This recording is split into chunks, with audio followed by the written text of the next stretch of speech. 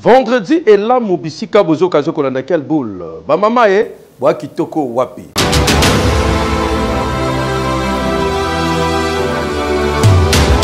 To fongola quelle boule ya lelo na discours mokonzi mboka sala ki bongo na province ya Okatanga kuna lors ya expo béton.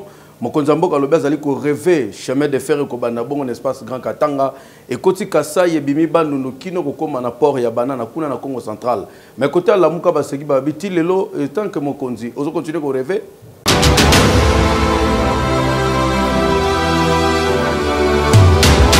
Na message na ya awa na Lubumbashi lors ya visite du travail ya mokonzi mboka Félix Antoine Tshisekedi Tshilombo na discours na ye oyo asalaki na occasion ya expo béton fachi atelisike azali komona nzela moneno bakoki kotonga kolongwa Okatanga kokota Grand Kasai pe Grand Bandundu ti kokende kosukisa kuna na Congo central oyo ko permettre développement monene et kota na République démocratique du Congo batu batondisamaki na esengo babeti kutu maboko yoka discours oyo rêve d'un réseau ferroviaire reliant le Grand Katanga au Grand Kasai, au Grand Bandundu, à Kinshasa, au Congo central, jusqu'au port en eau profonde de Banana.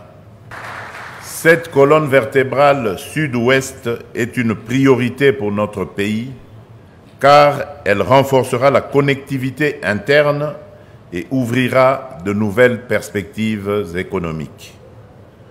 Afin de garantir l'efficacité et un suivi rigoureux de ces initiatives, j'instruis le gouvernement, sous l'autorité de Madame la Première ministre et en étroite collaboration avec mon cabinet, de constituer un groupe de travail dédié à la coordination et au suivi des activités liées au corridor. Bande ko opposition après avoir koyoka discours oyo ba tuni na mokonzi mboka Félix Antoine Tshisekedi Tshilombo ba lobi discours wana lobi eza ndoto ou bien eza projet ya gouvernement yoka presse penge liskulu ya monsieur Félix Tshilombo mokolo ya minei oyo na Lubumbashi e ali liskulu ya lokuta e ali obe malako na malako lolenge ya mesani saba congolais monsieur Félix Tshisekedi alobi na bana ya Lubumbashi ete aloti ndoto ali kolota ete nzela ya engunduka to voie ferroviaire etongama kobanda Katanga eleki na Kasai eleki na nzela ya Bandundu tino esuki na Congo central biso na lamuka pe na dede Congo totunye motuna e alo bendoto to e ali lolenge na ye ya kolalisa bana ya Congo pongi to encore et ali projet ya gouvernement na ye et ali na voie ferroviaire to nzela ya engunduka oyo longwaka Kisasa tino na Congo central nzela ya raye wana ya Kisasa tino na Congo central et ali na importance économique moko capital Félix tango aye na kibokonzi akutaki yango ya kobeba ya kokatana esalaka lisusu te aye bisana no bana ya Congo. Combien de mètres, combien de kilomètres ya nzela ya raye Kisasa Congo central oye a bongisi. Avant ayebisa biso ete ali kolota nzela ya raye Lubumbashi tino Congo central. Dossier yo, affaire à suivre. Tozo tala. Hekeyo. Inauguration, il y a centre hospitalier Félix Tshisekedi Zalaki inauguré na ministre ya santé Dr Roger Kamba Yemura Zalaki kuna na ambiance ya kosaranate.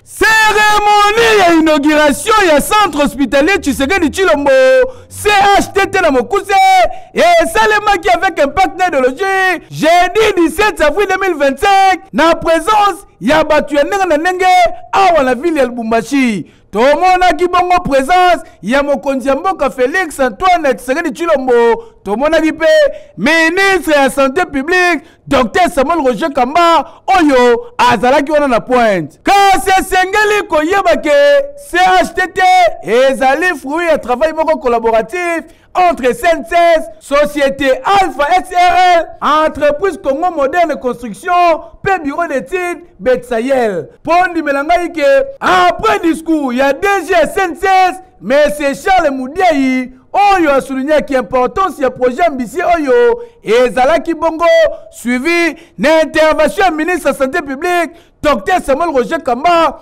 Oyo a salué qui makasi vision Mokonzamboka Félix Antoine Tshisekedi Tshilombo na matière de couverture de la santé universelle. Le ministère de la Santé publique au niveau national est très heureux encore aujourd'hui ce jour d'accueillir le chef de l'État, président de la République, pour l'inauguration de cet hôpital de niveau tertiaire. Ce centre de niveau tertiaire, avec bientôt la recherche qui va être associée, va être, Excellence Monsieur le Président de la République, le modèle de 5 centres que nous avons décidé, avec l'accompagnement de la CNSS, de faire au niveau de la République. Cérémonie ya coupure ya riban symbolique et kosalema et pas Mokonzamboka Félix Antoine Tshisekedi Tshilombo accompagné par le ministre de la Santé Dr Samuel Roger Kamba kaka ne bozali komona ezalaki bongo suivi na visite guidée esika ba visiter ki bongo ba installation ultra moderne ya CHTT. Bokanga pe boyeba ke CHTT ezali accessible na ba couche sociale nyoso pe et comme bongo référence nationale, régionale, pe continentale en matière de soins de santé, ya recherche, pe formation médicale. Boyende zalaka excellence Dr Samuel Roger Kamba musala ezali kosala ezali komonana eza débatté tembepe kutu eza nango te. Hekeyo. Oui. Dossier Bukanga Lonzo Bondi Melanga et Kangama Matata Mpono na Kilaka. Amon m'ont été à Sengi dans l'Assemblée nationale, surtout dans le bureau protégé parce que les bossons qui n'ont pas propre volonté naïe, mais on dirait que les Sengi bas Senga immunité na étant député, cause à député arabien, bon maman batama il lengue au wapi.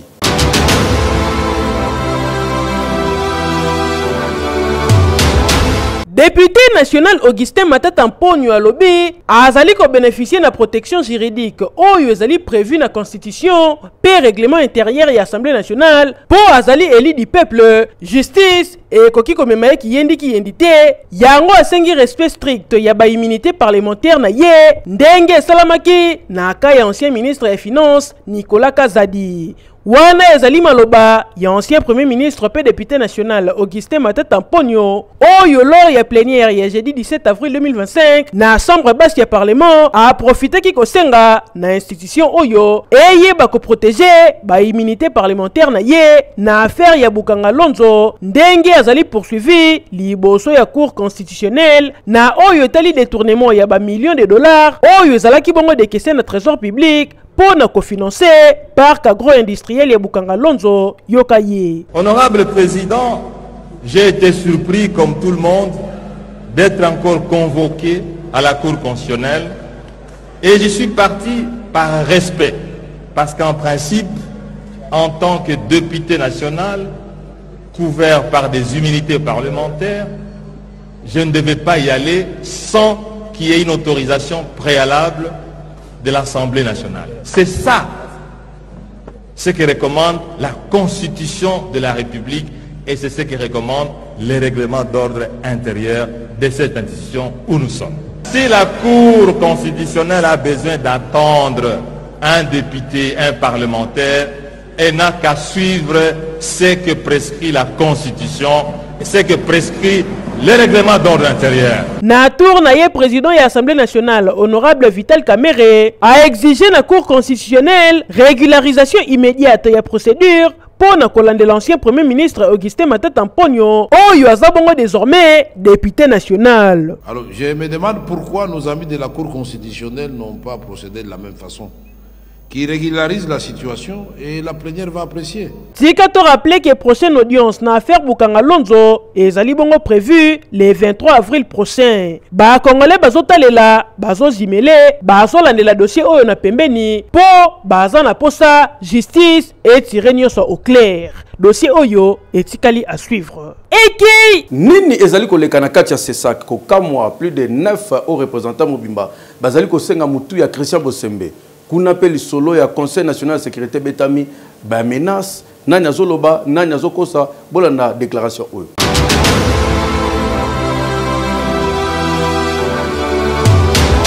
Des agents mais aussi les problèmes de fonctionnement de notre institution. Certainement que vous allez vous poser la question, pourquoi on dit que c'est Léo conseiller Kabongo qui va parler pendant que je me fais entourer des aînés? Tout simplement parce que, comme c'est moi les Benjamins, il m'a été demandé de rapporter fidèlement ce que je vais dire tout à l'heure. Il y a eu cette clameur publique et ça n'est suivi comme certains d'entre vous l'ont suivi la semaine passée. Une lettre ouverte d'un de nos collègues adressée aux membres du bureau qui jusqu'aujourd'hui n'a pas trouvé gain de cause. En lieu et place de la réponse du bureau, nous avions été désagréablement surpris de constater quelques jours après que 3 d'entre nous, hauts conseillers investis par ordonnance présidentielle, nous étions invités à une séance de travail dans une structure de renseignement intitulée Conseil national de cyberdéfense pour répondre des griefs qui ne cadrent même pas avec la question de régulation. Et certains de nos collègues hauts conseillers ont posé ces problèmes au bureau via notre plateforme qui est les groupes officiels des hauts conseillers, c'est ça, aux membres du bureau, au président, parce que, rappelez-vous, au terme de l'article 42 de notre loi organique, seul le président, qui est le chef de l'institution, chef de corps, est obligé de parler au nom de l'institution ou d'engager l'institution auprès des tierces. Nous étions désagréablement surpris de découvrir ces invitations venant de ces services de renseignement rattachés à la présidence de la République. Sans que... Gilles Alinguet, IGF continue toujours à lutter contre la corruption. Azala qui devant le chef d'entreprise à Solo Nabango.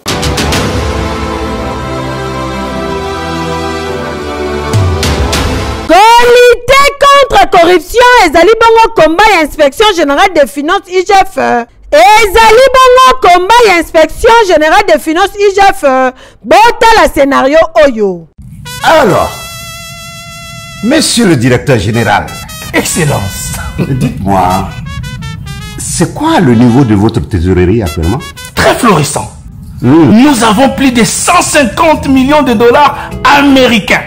150 millions de dollars. Fiston Sai azali déjà entreprise publique moko aye kokutana na ministre titel na ye ndenge nini bakoki kosala basolola ndenge nini bakoki kosala mafia. Ministre ayebisi Fiston Sai vanda na yo lala ponge ba bébé po inspecteur général ya IGF chef de service azali beau-frère nanga tokokutana na ye pona kosolola un temps abengi bodo oyo azali inspecteur ya IGF basololi pona kokorrompre ye kasi bodo na tout na ye apesi instruction epai ba inspecteur ya IGF ke basala musala na bango ndenge longo bani sans complaisance et surtout que ba protéger mingi intérêt ya mboka. Faites bien votre travail.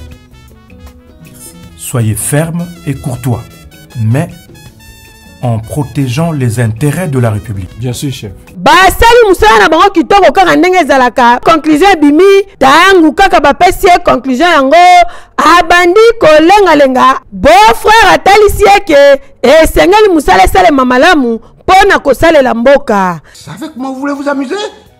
C'est avec moi que vous voulez vous amuser? Je vais vous montrer qui je suis. Non, dis donc. Non, on ne s'amuse pas avec moi. Allô?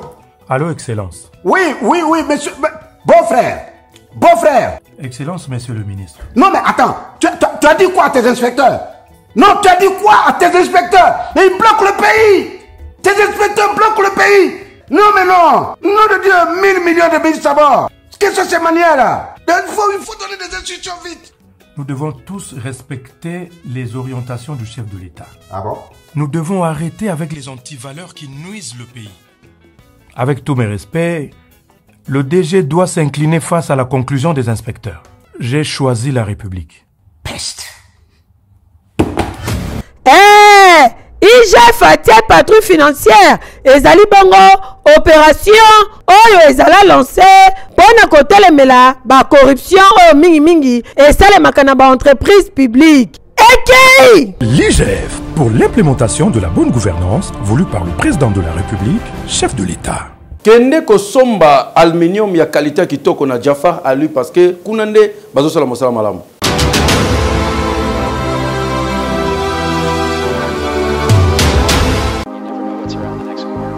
Bana Kinshasa et bongo bana ya poto lelo ya kosamba te bondi melanga États-Unis d'Amérique kitia wana Kinshasa wana Jafar Ali, c'est-à-dire Jafar en aluminium bazali bongo spécialisé na menuiserie en aluminium. Je peux motozali na posa ya ndako na yeza na kitoko yo wapi lokolo lulaka bandako ya ba américain to pe ba nigérien. Je pozali patron ya ba entreprise ozali na posa ba bureau na elata ba lele ya sika ezala bien équipé yaka na Jafar Ali ya kosamba te. Fabrication ya ba porte et bongo ba fenêtre et bongo ba garde-fou na ba bain vitré ya kosamba te. Ndenge bomonaka ba meuble cuisine, c'est-à-dire ba cuisine moderne lokola États-Unis d'Amérique.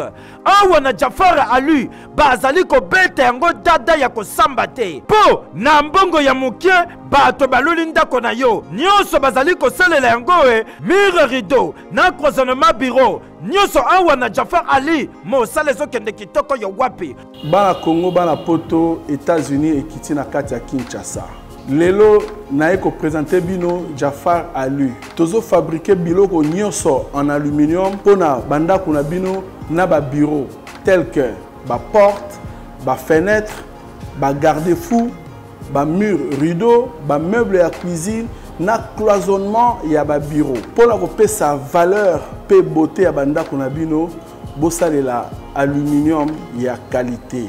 Na lobi bien aluminium ya qualité na Jafar Ali. Tena que kandengo moni dépôt na atelier zali bien équipé. Tunanga nini opesi kaka mbongo na yo kaka na mbongo wana transport ya matériel eza na kati. Ba ye nango ti na kati ya chantier waso. Okani Cécilie tete ba bandi pe ko poser tala elonga yenga ye. O tuninga adresse zali place ko bunga te ezomi na avenue Saint-Christophe numéro 1439 référence OV2 tozabongo na commune ya Limete Funa. Tolo balisusu nini jaboye biso nyonso toweli na Jafar Ali pour que banda kuna biso ezala bien équipé. Heke yo.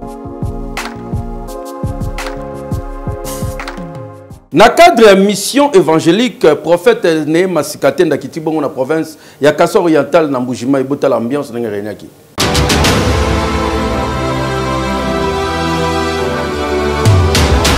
Ah oui!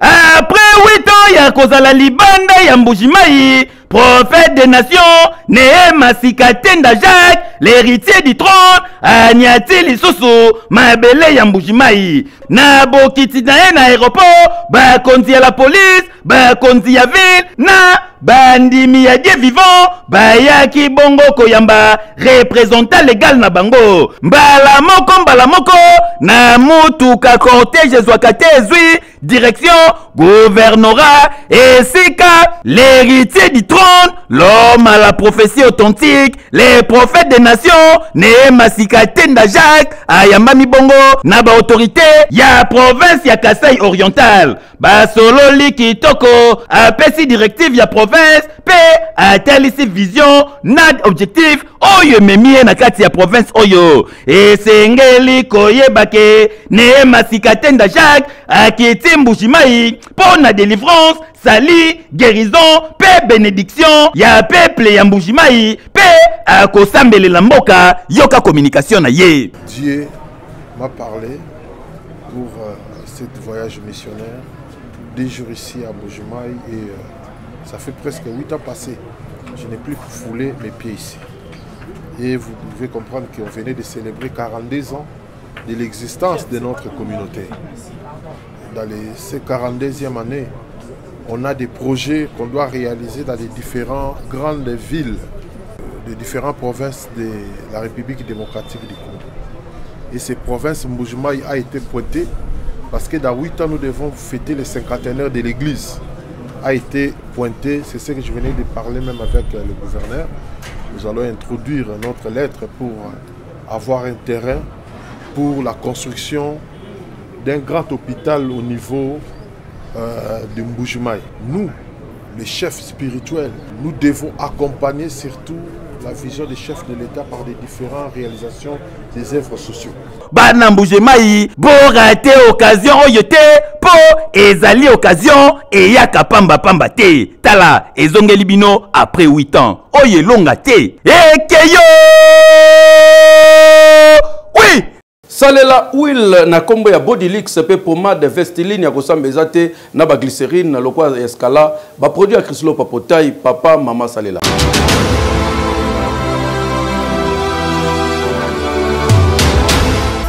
Mes copines, moi les soins.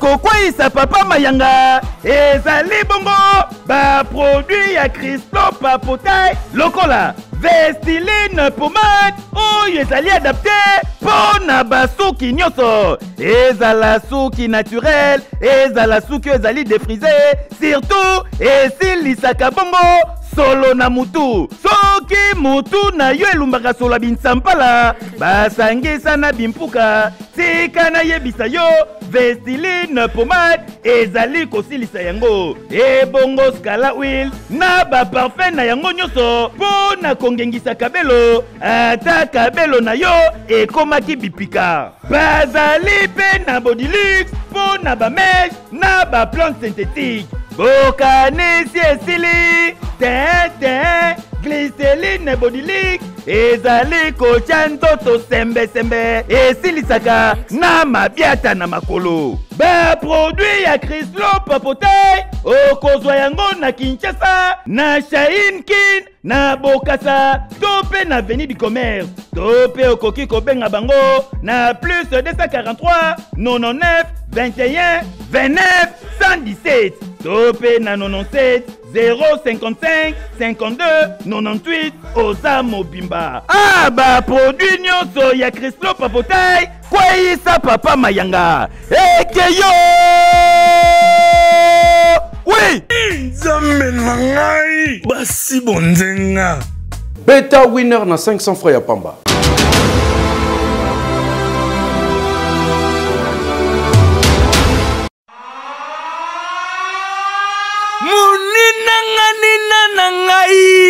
Oh, muninga nanga. Mais elle répond du coquille. Donc tu parles na oui.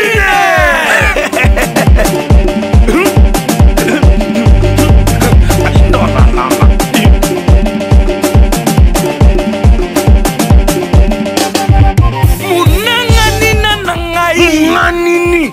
Comme as-tu pu Oh, na musa conchanté. Nengo moni. Bon, ngai kina ngai.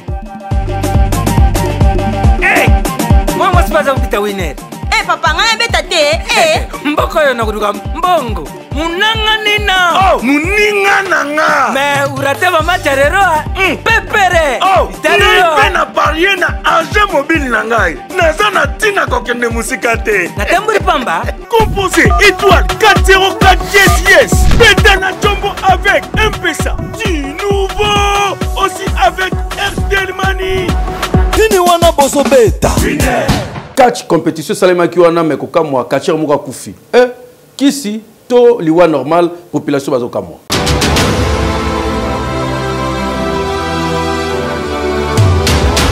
Famille bozali komona bazali na bidi luboye bazali kolela ndeko na bango Chiko auti kokufa na komba ya kache s'il vous plaît na occasion ya 40 jours ya décès ya champion Edingwe moto na ngenge oyo ezalaki bongo na Alliance Franco na Lemba Landali Solo kombango yango yo ndenge kaka bozali komona ezali kopose bongo Katier Liyebo na Chiko kombe bandakate bamdi fanfare na mupanzi bayaya babandi kobunda oya kangi muninga pat David aloko tie coup de tête akwei baye kozwa Chiko batomboli ebotala bino moko babambi ya liboso bouf batomboli lisusu azuye akangisi maboko na likolo akangisi lisusu azui mutu na ye achubi ebiki chubu nzoka nde Chiko ndenga koya kibongo mokuwa ya kingo ebukanaki mbala moko babandi ko konte 1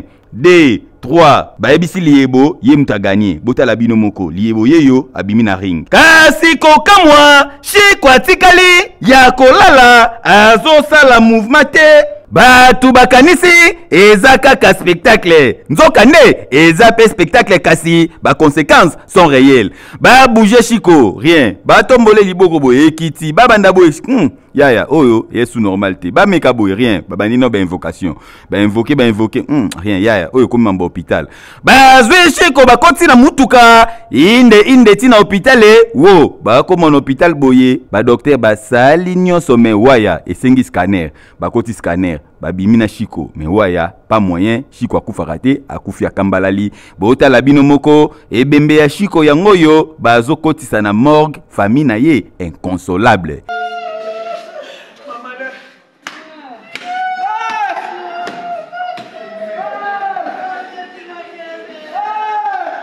kasi na ngambo wa famille bango bazali inconsolable na minute yo bazoye bate soki baloba nini soki bakende wapi yoka communication na bango médecin sur ça tout alobi bandeko nanga ndeko na bino après scanner auto monde ndeko na bino azwi choc ya makasi po abukani kingo accident zoli Chiko na plein combat Chiko lelo a perdre vie na ye tosengi bazwa d'abord soin ya Chiko et bandeliti suka ya enterrement dosalanga pasi mingi na koyoka lelo nde bayebisinga ki mwana nanga akufaki akende kobunda nde akufi organisateur ya combat ezalaki bongo Makidiba die Edingwe yepe apesi ba impression na ye boyoka ye ngana bomi ki na sale Chiko mabete je dois contribuer parce que c'est un ami à moi à part mon catch je dois contribuer parce que c'est un ami à moi on est grandi ensemble tu vois quoi na ko yesaka na famille na ye ba poursuivre surtout mutu oyo asali wana kasi kokamwa Makidiba alobi ezala ba jaloux nde bazo mekaye yoka je suis vraiment en danger parce qu'il y a trop de jalousie mal placée sur 100% ya bakatière je peux avoir 80% OK ba sangani pour combattre ngai na moment ba osala ba voice ba osala marmiaso ba kangangai na kota prison bongo Makidiba ba oyo bazo luko na moi na butu osala nini olukinga na butu na luko na butu olukinga na moi na luko na moi olukinga na maniaso na luko na maniaso là je suis prêt en tout cas ezali kopesa pasi kasi na minute oyo Chiko azali na morgue akufi tala tindenge bomona na kati américain balobaka ne faites pas ça chez vous ezalaka réel pour ba conséquences yango to mona Chiko akufi na ring veut dire Chiko akufi na scène na 40 jours ya viedi qui a dit kibeni ekei bandeko bazoki pasi ya mvula basinisro bazali bongo na ba différents sites d'hébergement bazoki visite ya président Ziko Mukanga azali moko ba président ba motocycliste na RDC akene kosunga bandeko bazana pasi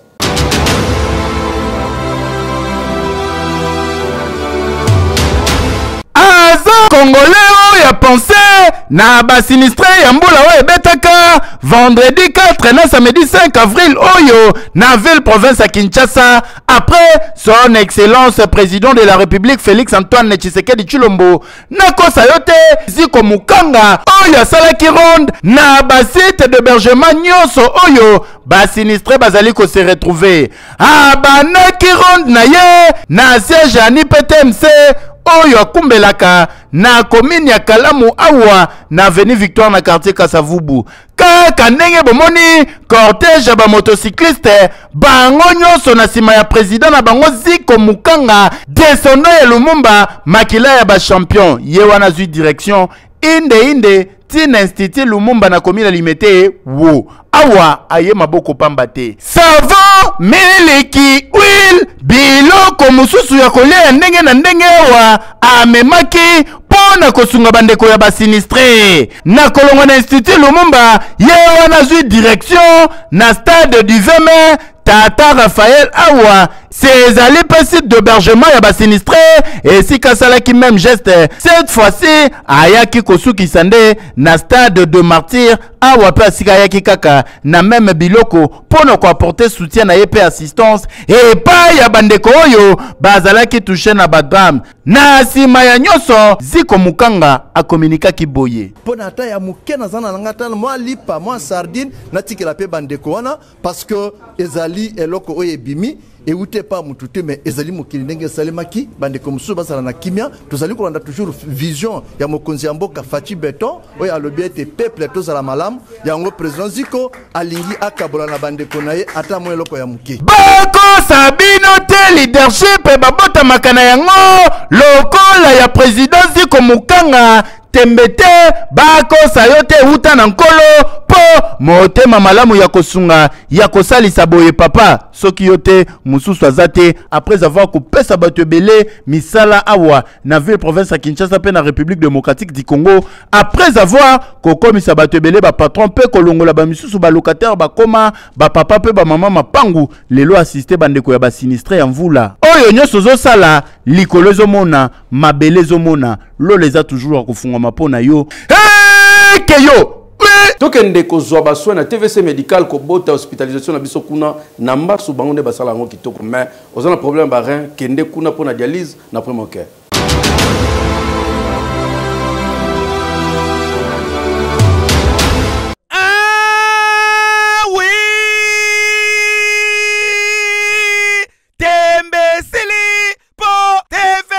Médical baye na matériel ya sika na service na bango oyo bache na disposition ya ba congolais. Une bonne nouvelle tunanga kasinini service ya dialyse na TVC botala bino moko ba appareil ya kitoko ya sika oyo mundela sali mikolo yo nde yango eye wana na TVC médical pona ko permettre na batu nyonso baza na insuffisance rénale baya ko se faire soigner kitoko. Et donc comme sous-pays c'est sobarin en Afrique dans un pays tropicaux donc moto déshydratation to mais la ramaille mingité journée au moment on me dit peut-être même pas 1 litre d'eau ce qui fait que nous autres on ils ont concentré urine makasi et déshydratation les autres que rien nao ils ont réussi à fonctionner de façon normale. C'est pour cela que biso a ngazali néphrologue te nazali chirurgien vasculaire. Donc on a intervenu na processus abato bazala ba problème d'insuffisance rénale parce que to fabriquer la bango lo ba bengaka ba fistule pour basala bango ba dialyse. Donc ba remplacer rein na bango na rein moko na machine. Mais biso étant ba chirurgien vasculaire to traiter abato bazala problème il y a hypertension, il y a diabète, ba problème mingi, il y a ba vaisseau. Il est arrivé que tu imagines que depuis 1 an, tu as une stratégie nabiso, tu as créé un centre de dialyse. On est AAP, tu as un néphrologue, la TVC médical, Dr Lelo, à Kozalawana, comme néphrologue nabiso principal pour gérer tous les patients où il faut avoir une indication de dialyse. Alors, la dialyse, c'est que peut-être que rien n'a et ça dans moi panne. Ce qui est dialysé et aux zones normales, il y a une affection rénale aiguë. Par contre, c'est que vraiment rein et baby, les autres travaillent les sous-soutés, ou on a une phase terminale, ils ont soit 2 traitements, soit dialyse, soit greffe. Donc, c'est la barre na biso, soit en phase d'affection rénale aiguë, on peut faire dialyser dans des bonnes conditions avec ma machine où on traiter maille bien, ou avec un traitement d'eau. C'est pour cela que la TVC médical avec 3 générateurs, ils ont tourné en temps plein, mais 3 autres, ils ont en stand-by en fonction de Nenge Batu Bazali. Donc voilà. Et aux alapé, na talo moko ya mukie. Ah, na docteur Benjamin Tatete na mama Violette boyende zalaka po bosali preuve ya patriotisme ekeyo. Oui. Voilà, quelle boule et si les acquis pour un plaisir n'a présenté un repos nabino. Kimia na makota nabino.